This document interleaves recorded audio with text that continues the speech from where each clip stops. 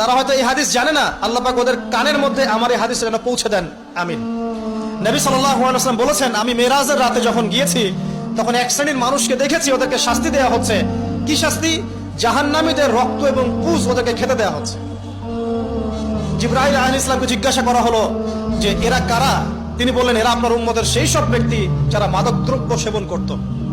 আল্লাহ রাব্বুল আলামিন তার হাবিবের মাধ্যমে জানিয়েছেন, যখন কোনো মুসলিম মাদক সেবন করে বা কোনো ব্যক্তি মাদক সেবন করে তখন 40 দিন তার নামাজ কবুল হয় না। এরপর যদি সে তওবা করে তাহলে আল্লাহ পাক তার তওবা কবুল করবেন ইনশাআল্লাহ। যদি সে আবারও মাদক খায় তওবা করার পর, আবার 40 দিন তার নামাজ কবুল হবে না। যদি সে আবার তওবা করে আল্লাহ পাক আবার তাকে মাফ করে দিবেন।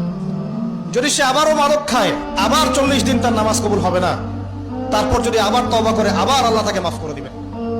এরপরেও যদি সে আবার মাদকদ্রব্য সেবন করে, নবী সাল্লাল্লাহু আলাইহি ওয়াসাল্লাম বলছেন, তাকে আল্লাহ রাব্বুল আলামিন পরকালে মৃত্যুর পরে তিনাতুল খাবাল পান করাবেন। তিনাতুল খাবাল। জিজ্ঞাসা করা হলো, ইয়া রাসূলুল্লাহ, তিনাতুল খাবাল কি জিনিস? নবী সাল্লাল্লাহু আলাইহি ওয়াসাল্লাম উত্তর দিচ্ছেন, এটা হচ্ছে জাহান্নামীদের রক্ত, মাংস, এগুলো পুড়ে পচে যে রসটা বের হবে, এটা হচ্ছে তিনাতুল খাবাল। এই যে দুনিয়াতে যারা ওয়াইন খাচ্ছে, শ্যাম্পেইন, ওয়াইন, বিয়ার, তারপরে যে কি ভোদকা, হ্যাঁ, গাঁজা, হেরোইন, ফেন্সিডিল, ইয়াবা, একটা বিষয় শোনেন, কি কারণে আপনি সেখানে যাচ্ছেন? হতাশা, অথবা সঙ্গদোষ, অথবা পারিবারিক চাপ, অথবা যে গার্লফ্রেন্ড ছেড়ে চলে গেছে, এই তো বিষয়গুলো।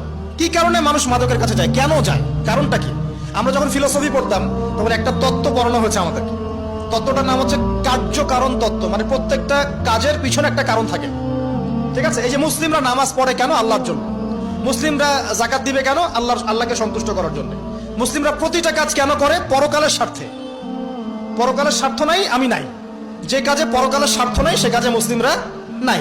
তাই প্রতিটা কাজের পিছনে একটা কারণ থাকে। দেখবেন, কেন সে সুদ খাচ্ছে? তার পরিবারের স্বার্থে। কেন সে ঘুষ নিল? তার ছেলে মেয়ের উন্নয়নের জন্য। কেন সে দুর্নীতি করছে? বিকজ সম্পত্তি অর্জন করে সে তার ভবিষ্যৎ প্রজন্মকে সিকিউর করতে চায়। কেন সে মাদক খেলো? ওই যে গার্লফ্রেন্ড ছেড়ে চলে গেছে তাই। কেন মাদক খেলো? ওই যে এক বন্ধু মাদক খায়, সে ডাকছে, আয় একটা টান দে, সঙ্গদোষ। কেন সে মাদক খেলো? পরিবারের চাপ, হতাশা। কেন মাদক খাচ্ছে? চাকরি পায় না, বেকার, মাদক খাচ্ছে। মানে মেন্টাল চাপগুলো নিতে পারছে না, সে মাদক খাচ্ছে।